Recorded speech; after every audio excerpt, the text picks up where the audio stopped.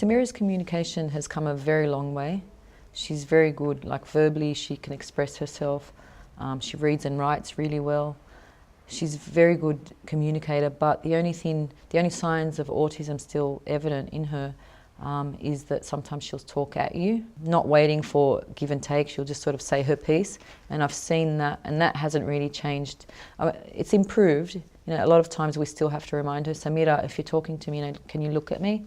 And she'll do it, and then she'll sort of, her eyes will wander off again. The other behaviour that's still sort of within her is she has an obsession she did have from a young age, and she still has it to some degree, of looking at herself in the mirror, and a lot of times she'll have a conversation with herself. She understands my sarcasm. She can tell, you know, it took her a while to get there. A lot of times now I think she can read people's expressions, and most of the time sort of react according, you know, to their behaviour or to their feelings or whatever. But sometimes she can be sort of distant, and, you know, somebody could be crying and, you know, it's like, oh, whatever.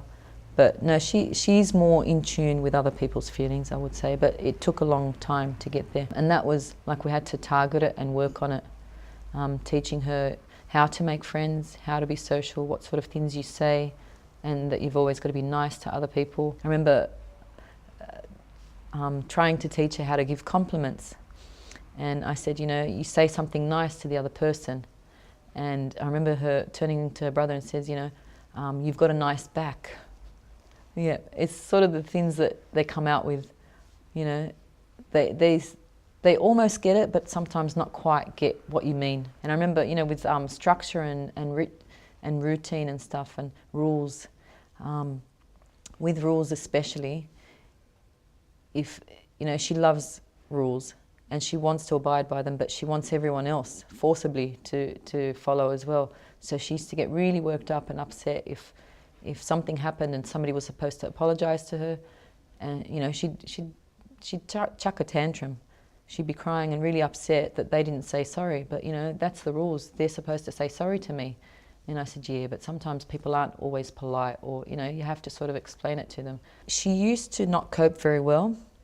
I remember looking back before she was even diagnosed, if something went out of the norm and it wasn't to what she was expecting, even little thing like starting the car up and it wasn't working, and then we're stuck in the car for a while, she would cry and cry and cry, like a tantrum cry, because the thing that was supposed to happen next wasn't happening, and she couldn't understand. And back then I didn't understand why she was crying.